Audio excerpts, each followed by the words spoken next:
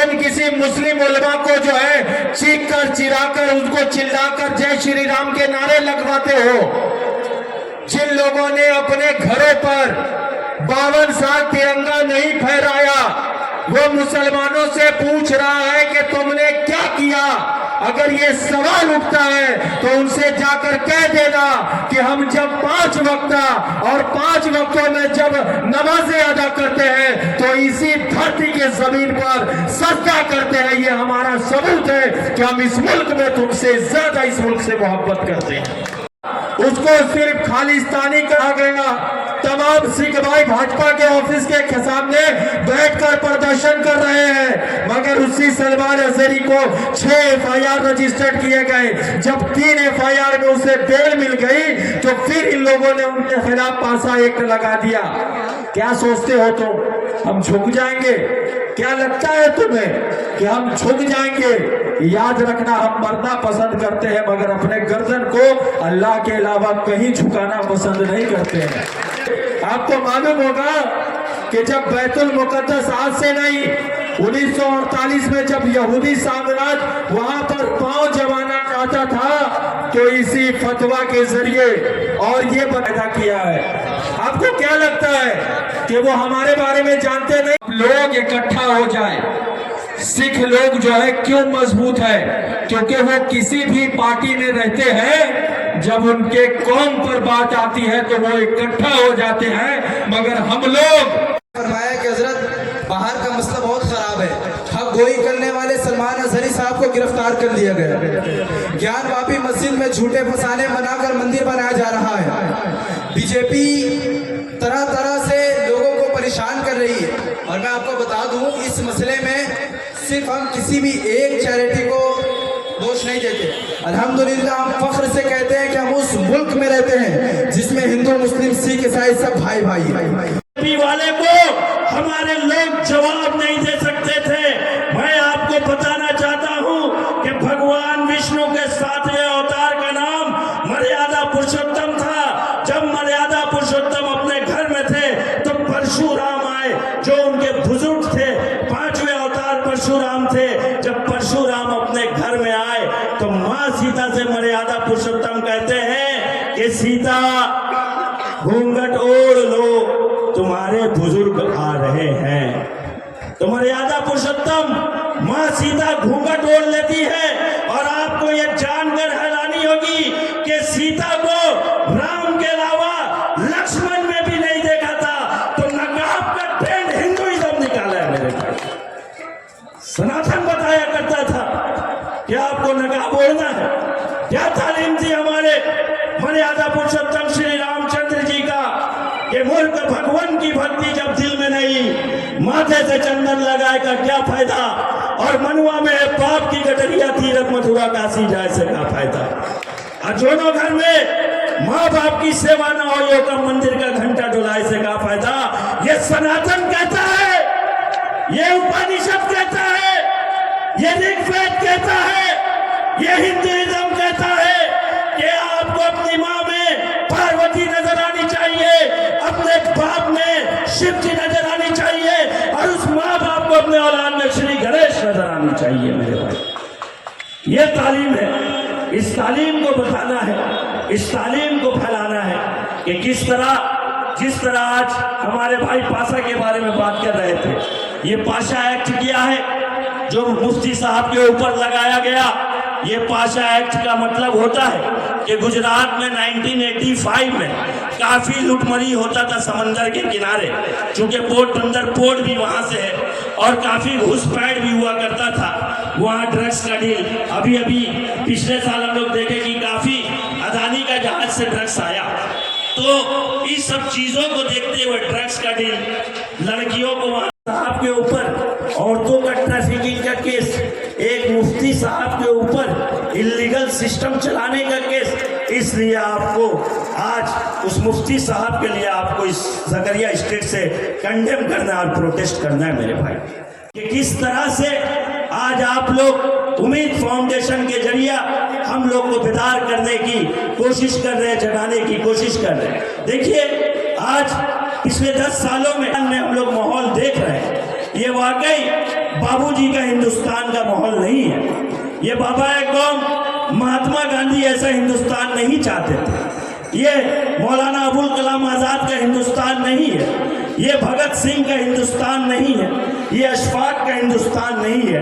ये राम प्रसाद बिस्मिल का हिंदुस्तान नहीं है। बताइए, इतना तहजीब, इतना भाईचारा हिंदू और मुसलमानों में था कि उस भाईचारा का मिसाल पूरा दुनिया दिया करता था कि फांसी के दिन अशफाकुल्लाह खान रोते हैं तो राम प्रसाद बिस्मिल उनके पास जाते हैं और उनकी आखिरी ख्वाहिश पूछते हैं तो अशफाक कहते हैं कि जाऊंगा खाली हाथ मगर ये दर्द साथ ही जाएगा। जाने किस घड़ी हिंदुस्तान आजाद वतन कहलाएगा। बिस्मिल हिंदू है, कहते हैं फिर आऊंगा फिर आके भारत माता तुझको आजादी दिलवाऊंगा। जी चाहता है मैं भी कह दूं पर मजहब से बन जाता हूँ। मैं मुसलमान हूँ, पुनर्जन्म की बात नहीं कर पाता हूँ। ये हमारा सच है। हमसे हमारा नेशनलिज्म पूछा जाता है, हमने इस मुल्क के लिए क्या किया।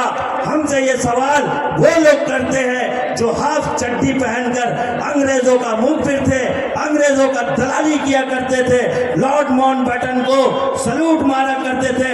मैं संघ परिवार वाले को इस मन से ये कहना चाहता हूँ कि we reject the two nation theory of Quaide Azam Mohammad Ali Jinnah. हमने जिना के ट्रू नेशन थ्योरी को रिजेक्ट किया। हमने ख्वाजा अजमेरी को, हिंदुस्तान को अपना वतन अजीज माना। We are not by chance Indian, we are by choice Indian. हम कल भी हिंदुस्तानी थे, आज भी हिंदुस्तानी है। इंशाअल्लाह ताला मरते दम तक हम हिंदुस्तानी रहेंगे मेरे पास, क्योंकि ये देश जितना आपका भी उतना मेरा भी है। मिलेगा मंजिल मकसूद, ये ईमान रखते हैं हम, अपने रहनुमाई के लिए संविधान रखते हैं। न तेरा है न मेरा है, सभी का है ये भारत। हम अपने दिल के हर गोशे में हिंदुस्तान रखते हैं। ये आप हमारा तहरीक देख लीजिए, हजरत टीपू सुल्तान से लेकर बेगम रुकैया शेखावत से लेकर हमारा बहादुर शाह जफर से लेकर हमारा तहरीक देख लीजिए, हमारे मौलानाओं को देख लीजिए कि हमने इस मुल्क के लिए हमेशा खून बहाया है। हम इस मुल्क के दिफा के लिए हमेशा खून देंगे। इस मुल्क के लिए हम ना तलवार उठा सकते हैं, इस मुल्क के खिलाफ हम ना गन उठा सकते हैं, इस मुल्क के खिलाफ ना हम बंदूक उठा सकते हैं। जी हाँ, इस मुल्क को जो तोड़ेगा जमहूरी अंदाज में, डेमोक्रेटिक वे में, article 14, 15, 16, 17, 19, 21, 25, right to freedom, right to expression, right to minority, right to religion, बोलने की आजादी, खाने की आजादी, रहने की आजादी, अजान की आजादी, भजन की आजादी, कीर्तन की आजादी, उस आजादी, उस राइट के खिलाफ हम लड़ेंगे मेरे भाई। जो उम्र में दुनिया से चला गया, नेपोलियन पूरा दुनिया को फतह किया, फ्रांस में आकर हार गया। चंगेज खान 4 करोड़ आदमी को मारा, उसका खात्मा हुआ। हलाकू इराक में घुसा, एक रात में 20 लाख का कत्ल किया, हलाकू भी गर्व हुआ। नेपोलियन भी गए, सद्दात भी गए, कारून भी गए, स्टालिन भी गया, लेनिन भी गया, कार्ल मार्क्स भी गया, हिटलरिज्म भी खत्म हुआ, मुसोलिनी भी गया। दुनिया में जो आएगा इंशाअल्लाह ताला उस तानाशाह का, डिक्टेटर का अल्लाह जरूर खात्मा करेगा। इस अंधेरे का जिगर चीर के कोई नूर आएगा। तुम हो फिरौन तो मूसा भी जरूर आएगा मेरे तलाश कर, मंजिल से आगे बढ़कर तू मंजिल तलाश कर। मिल जाए तुझको दरिया तो समंदर तलाश कर। हर शीशा टूट जाता है पत्थर की चोट से, हर शीशा टूट जाता है पत्थर की चोट से। पत्थर ही टूट जाए वो शीशा तलाश कर। सदियां गुजर गई, तेरे सजदों से क्या हुआ? जिंदगी तेरी बदल दे वो सजदा तलाश कर। नहीं न तेरा नशेमन कसर सुल्तानी के गुंबद पर, तू शाही है बसेरा कर पहाड़ों की चट्टानों पर।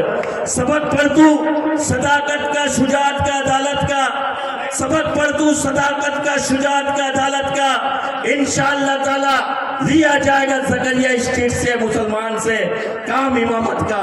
शुक्रिया, अस्सलाम वालेकुम। अगर ये 7 हिंदू मुस्लिमों का छूट जाएगा, दुआ कीजिए कि हमें प्यार का रिश्ता रहे कायम। अगर ये रिश्ता टूट जाएगा तो भारत टूट जाएगा। हजरात, बड़ी खूबी के में भी एक साजिश कर कर करके हमें हमारे उलमाए कराम को या जो भी नौजवान बच्चे या स्टूडेंट्स या जो लोग भी अपनी हक की लड़ाई के लिए आगे बढ़ रहे हैं तो उन्हें जेल में डाला जा रहा है, गलत तरीके से झूठ केस देकर कर करके झूठा मामला देकर कर करके। अब ये वक्त है कि अगर हम लोग एकजुट होकर कर करके अगर इसी एहतजाज को करके, और ये सिर्फ उम्मीद फाउंडेशन की जिम्मेवारी नहीं है, ये हर एक सामाजिक जितने भी ऑर्गेनाइजेशन चला रहे हैं। अभी हमारे छोटे भाई बोल रहे थे कि पॉलिटिक्स करना चाहिए, बड़ा अफसोस के साथ कहना पड़ रहा है। आज सियासी लोग कहीं भी जा रहे इलाके में क्या हो रहा है, चोर चोर चोर चोर। अरे भाई ये वो नहीं देख रहा है कि वो किस पार्टी का है। हर पार्टी के लोग का मोरबेस कहीं ना कहीं जिधर भी जा रहा है वो चोर के नाम से पुकारा जाए। क्या सियासत करेंगे? आज सियासत करेंगे तो वो आज ज्यादा मामले में मलूस हो गए हैं, गलत काम कर रहे हैं। क्या सियासत करें? अरे सियासत इज्जत और वकार के साथ करें कि हम सियासत करते हैं, हम बोल सके कि सियासत कर सकते हैं। सियासत को लोग किस नजरिए से देख रहे हैं? पूरे समाज को तकलीफ पहुंचे, हमारे इलाके के लोगों को तकलीफ पहुंचे, हमारे भाइयों को तकलीफ पहुंचे। अगर ऐसा हालात आएंगे तो उस वक्त देखा जाएगा कि किस तरीके से। पूछते रहते हैं कि वजूद क्या है तुम्हारा, उन्हें मैं बता दूं कि हमारे जिस्म में मिट्टी भी इसी जमीन की है। डाइस पे बैठे हुए मुअद्दब शख्सियत, हाज़रीन मिल्लत और हमारी पर्दा नशीन माँ बहन, जहाँ तक मेरी आवाज़ जा रही है, अस्सलामु अलैकुम व रहमतुल्लाहि व बरकातहू। नाजियों नमाज अदा कर रहे थे और पीछे से लाठी और लात चलाया गया। ये बहुत अफसोस का मकाम है और हम और आप खामोश हैं। हमारा बड़ा तबका जमात जो है खामोश है। हम हमारे पर्सनल घर के मसले में ही उलझ के पड़े हुए हैं। नौजवान तबकों से अगर आज आप बात पूछेंगे, चाहे वो लड़का हो या लड़की, अगर आप उनसे पूछेंगे जब बुलडोज़र चलेगा, जब मस्जिद के ऊपर हमला किया जाएगा, हमारे मसाजिद के ऊपर, हमारे कुरान शरीफ के बेहुरमती किया जाएगा, हमारे हुजूर अकरम सल्लल्लाहु अलैहि वसल्लम के नौज़ुबिल्लाह उनके नाम पे गुस्ताखी करने की कोशिश की जाएगी, या कोई भी मिली मसाइल आएगा, अगर नौजवान तबकों से अगर पूछा जाएगा कि क्या हाल है, तो वो यही कहेंगे कि हमारा दौर आएगा। यही कहते हैं ना मेरा साहब, हमारा दौर आएगा, हमारा दौर आएगा। यही सिर्फ आप किसी भी नौजवान तबके का लड़का या लड़की से आप पूछ लें तो वो यही कहेगा कि हमारा दौर आएगा। और दिलखुसूस हमारे मुफ्ती सलमान अजहरी साहब किबला ने भी एक शेर पढ़ा था और उस शेर में यही था कि कुछ देर की खामोशी है फिर शोर आएगा, आज कुत्तों का वक्त है, कल हमारा दौर आएगा। तो यही दौर आएगा, दौर आएगा, दौर आएगा, यही हम लोग सुनते हैं। मगर मेरे भाई नहीं कर रहा हूँ, हक परस्ती नहीं कर रहा हूँ। ऐसे मामला को अल्लाह उस इंडिविजुअल के ऊपर छोड़ देगा कि अगर मैंने मकसूद भाई का पैसा मारा है तो जाए आप सेटलमेंट पहले मकसूद भाई से करके आए, उसके बाद आप यहाँ पे आप जवाब दें। हुकूक की बात को अल्लाह माफ नहीं करेगा। ये जो फलस्तीन में हो रहा है, ये जो हमारे मुफ्ती सलमान अजहरी साहब के और ऐसे न जाने कितना नाम है जो हमारे और आपके सामने नहीं है, क्योंकि वो फेमस थे, मशहूर थे, मारूफ थे, तो उनका नाम हम और आप जानते हैं। लेकिन ऐसे अनगिनत लोग हैं जो सलाखों के पीछे बेगुनाही में वे सजा काट रहे हैं। उनका कसूर क्या था? उनका कसूर सिर्फ यही था कि उन्होंने सच को सच बोला, उन्होंने झूठ को झूठ बोला, और कहीं ना कहीं उनको पहले से पता था कि मुल्क भारत में मौजूदा जो हाल है उसको सच को सच बोलने के लिए क्या कीमत चुकानी पड़ेगी। उन्होंने अपने तकरीर में पहले ये बात कह दिया था। रजा भाई उन्होंने अपनी तकरीर में कहा कि हो सकता है कि मुझे सलाखों के पीछे जाना पड़े, लेकिन हुजूर अकरम सल्लल्लाहु अलैहि वसल्लम का पट्टा पहन के मैं जेल में जाकर के सांस लूं, वो मेरे लिए बाई से फख्र होगा, और मैं जलालत के सांस में आजाद होकर बाहर लूं, वो मुझे कहीं भी एक्सेप्ट नहीं कर सकता। उन्होंने अपने तकरीर में कहा, आप यूट्यूब में तकरीर सुन सकते हैं।